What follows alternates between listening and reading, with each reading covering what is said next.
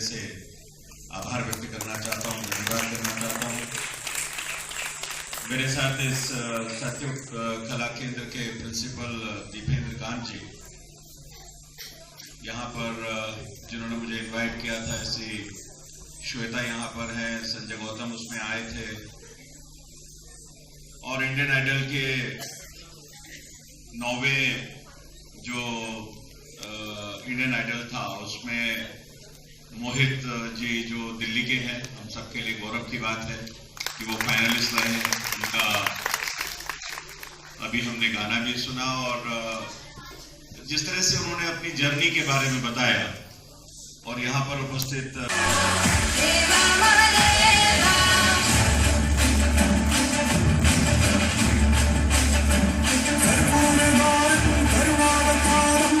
सत्ययुग दर्शन संगीत कला केंद्र। I request our principal, Shri Dipendra Kanji, to kindly welcome sir.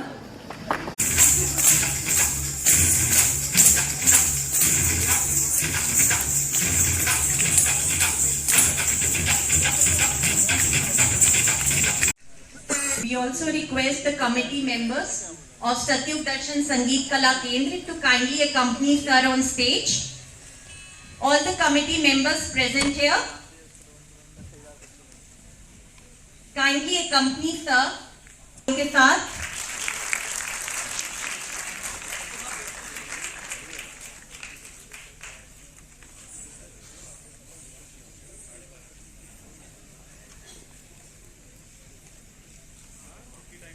जोरदार तालियों के साथ सर का स्वागत कीजिए।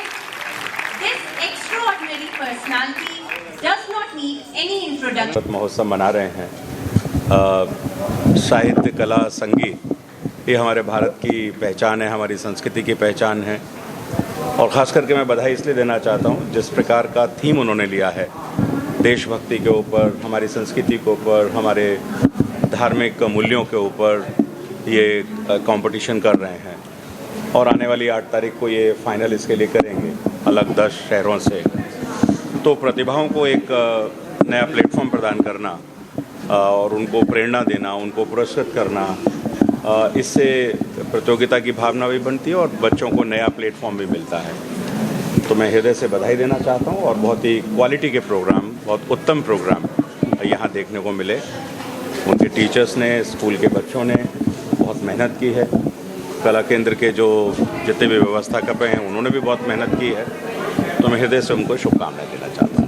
ऐसे प्रोग्राम में भारतीय की संस्कृति झलकती है। क्या लगता है कि ऐसे जो स्कूल हैं, अन्य और भी स्कूल होते हैं जो नहीं कर पाते, लेकिन क्या लगता है कि वो भी इस तरीके से प्रोग्राम करें तो भारतीय की जो परंपरा है ये सभी को करना ही चाहिए।